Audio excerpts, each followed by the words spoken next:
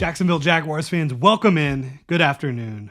It's Duval Daily presented by GenJag.com. I'm Jordan DeLugo. Thank you so much for tuning in here Monday, March 3rd. Earlier we got our mock draft Monday, and I know everybody's excited about the mock drafts this time of year. I'm excited about it too. But right now, another topic that I know a lot of folks are antsy to talk about. Jaguars fans have been begging for upgraded offensive line play. They absolutely have. And they deserve it. They absolutely do. So, we're going to talk about the offensive line performances at the NFL Scouting Combine, the final day of the Combine reserved for the offensive linemen. And when you talk about the Jaguars offensive line, there's a lot of different ways to kind of look at it. I think realistically, they have their starting offensive tackles locked in for at least the next 2 seasons. I would not expect the Jaguars to make a major play at tackle either in free agency or the draft this year. Now, is it possible that they could draft someone who has guard tackle versatility that could play guard, maybe right guard, this year and play tackle in the future? Yes, I think that is possible, right? So we're going to talk about these offensive linemen again. The Jags, they do have an immediate need at right guard. Brandon Sheriff set to hit free agency. So if he's not on the roster, you need a starter there. At center, Mitch Morse is a fine stopgap option in 2025, but I do think you can upgrade and you can get a better long-term plan in place. I don't think Luke Fortner is that plan. I don't think he should be. I know Liam Cohen coached him in college, but that doesn't mean anything, right? I also think at left guard, I think Ezra Cleveland is a good guard. I think he's a top half of the league guard. I like the way he operates overall, especially in the run game. But I think he's just solid all around. But the Jags, if they want to get cheaper there, moving forward, allocate resources elsewhere from a monetary and a cap standpoint following the 2025 season, they could move on from Ezra Cleveland, save some cap space, and go younger. So really, I'm looking at the interior of the offensive line in this draft for the Jaguars.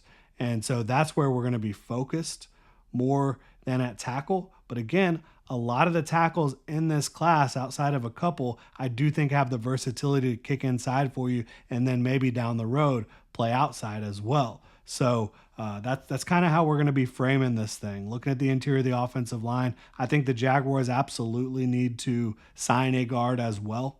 I don't think you go into this draft without having added a veteran starting caliber guard in free agency with the amount of cap flexibility and the need the Jaguars have to make sure not only that they're protecting Trevor Lawrence at a high level, but doing a better job in the run game. So with all that said, appreciate y'all tuning in. If you enjoy the content, please like and subscribe.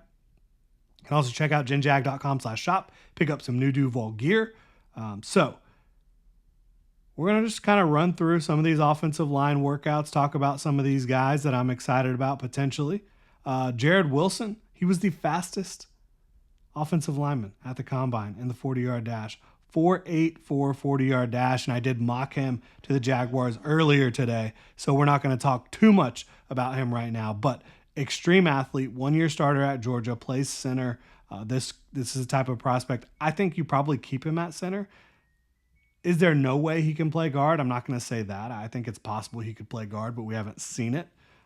He's 3'10", so he's not too light necessarily to play guard, although I think it would be nice to have a real big boy in there at guard potentially. But Jared Wilson, certainly somebody to keep an eye on for the Jaguars if they want to be in more of that zone, outside zone, wide zone blocking scheme.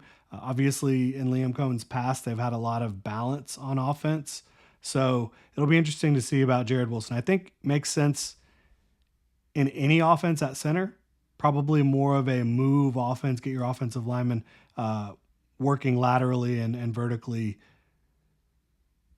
at guard if you're going to try to play him there. Now, Armand Membou and Jared Wilson, probably a day 2 to early day 3 guy. Armand Membou, I don't think the Jaguars are realistically going to have a shot at him unless they are able to trade down, unless they're able to convinced themselves he should go at 5 overall, which I don't think is the right path forward, quite frankly. But he tested out of his mind, came in 6'4", 332, 33.5-inch arms, 4.91 40-yard dash, 34-inch vert, 9.7 broad jump, 31 bench press reps. He had himself a day, and he had himself a year at Missouri. But I do think Armand Mambu is probably in a range that's just not going to fit the Jaguars and where they could potentially go. Because really, realistically, I think the only offensive lineman that is even within the realm of possibility at 5 is probably Will Campbell for the Jaguars. And he's somebody who can play tackle. I have him as a first-round grade at tackle, but I think I have him closer to a blue chip, like Pro Bowl, All-Pro caliber projection at guard. He's 6'6", 319, 32 and 5/8 arms, 4.98 40-yard dash, very, very good at his size. 1.76 10 split, 32-inch vert, 9.5 broad. To me, Will Campbell is the best offensive lineman in this class, and if the Jaguars want to go offensive line at 5 or in a trade down scenario, Will Campbell would be the target for me.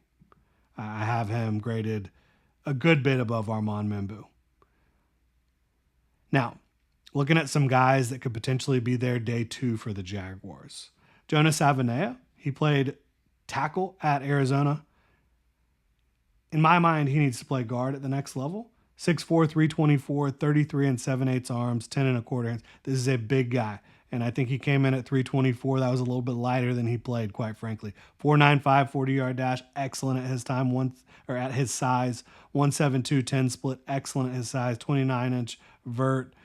He tested really well. And now I like Jonas Avenea's game a lot. My one bugaboo with him that really worries me is he gives up his chest. Can that be coached? Yes.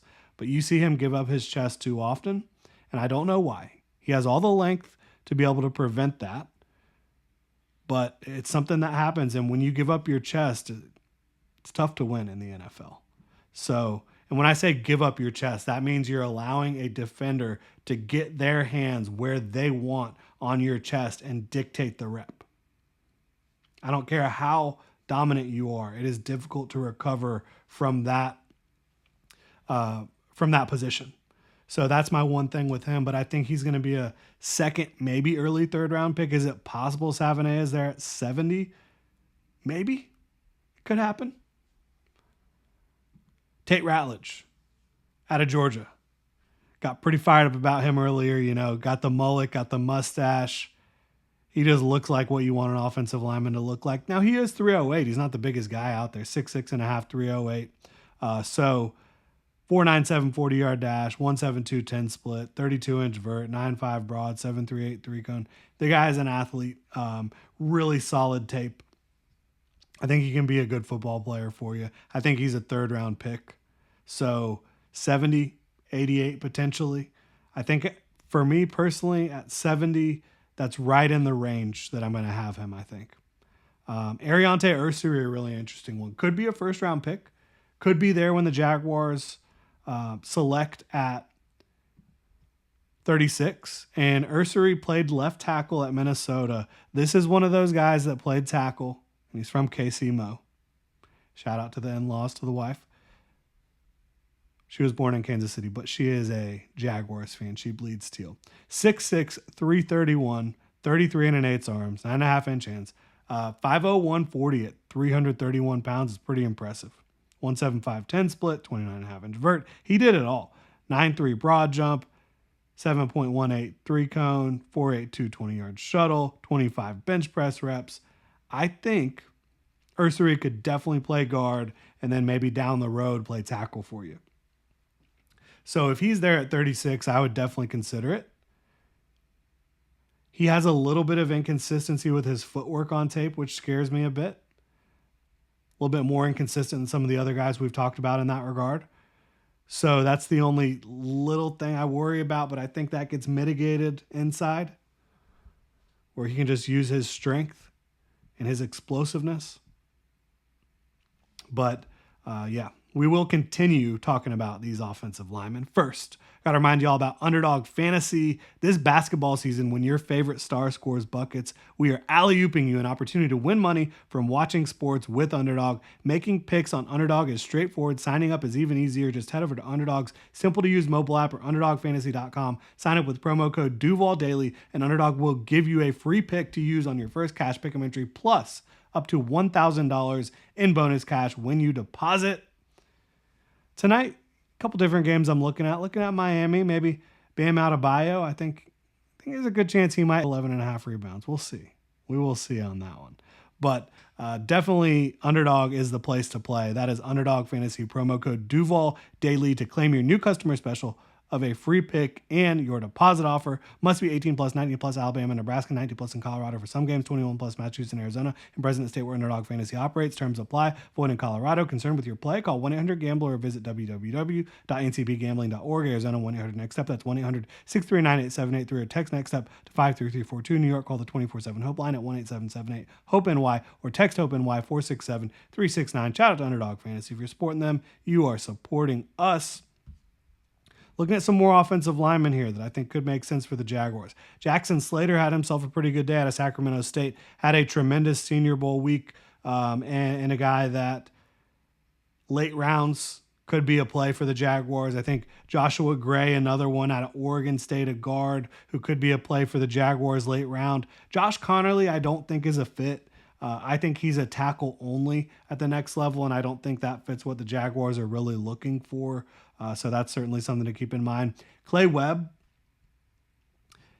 a center out of Jacksonville State, started his career at Georgia.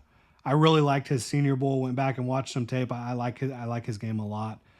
So that's someone to keep an eye on for sure. Kelvin Banks Jr. I don't think he falls to the second round. So I don't think he's in play in the top 5, top 10. So I don't think Kelvin Banks is going to be a Jaguar. I don't think that one's going to make much sense. Miles Frazier could potentially make some sense for the Jags, the guard out of LSU, who also did some tackle work at the Senior Bowl, had himself a wonderful week, had a really good season at guard for LSU. He's 6'6", 317, 32 3/4 arms. So 5'2", 440-yard dash. Not great, but again, we're talking about a guard, not a tackle here. 179, maybe a tackle versatility in a pinch. 31-inch vert, 9 broad, 27 reps on the bench. Miles Frazier, definitely somebody to keep an eye on. Day 3. I don't think he's going day 2. Day 3 type of guy, but potential starter, right? Anthony Belton is someone I've talked with y'all a lot about at 336 pounds, 6'6", 33 7/8 arms, big hands, 5'2", 640 at his size. Nothing to scoff at. 29.5-inch vert, shows some athleticism, explosiveness, 8'11 broad, 7'7", 3 cone. So Anthony Belton, I look at him as kind of a guard who maybe can play tackle, although he played tackle at NC State. But the way he played guard during the Senior Bowl week really inspired me.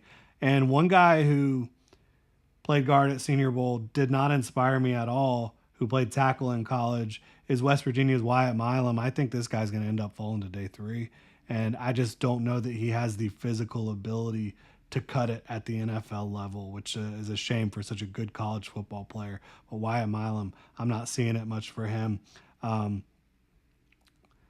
Looking at Jalen Rivers, I think had a pretty good Senior Bowl week. I think he can play guard or tackle. Right? Trying to see if there's any other guys. Ozzie Trapilo, I think he's a tackle. He's 6'8". Like you don't normally see a 6'8", 316-pound guy playing on the inside, but he does have NFL pedigree. His dad played in the NFL for a long time, and maybe day 3 the Jaguars would take a swing on a guy like him. Somebody to keep in mind, because I think he's a good football player. But the final guy I wanted to talk about really here, Tyler Booker.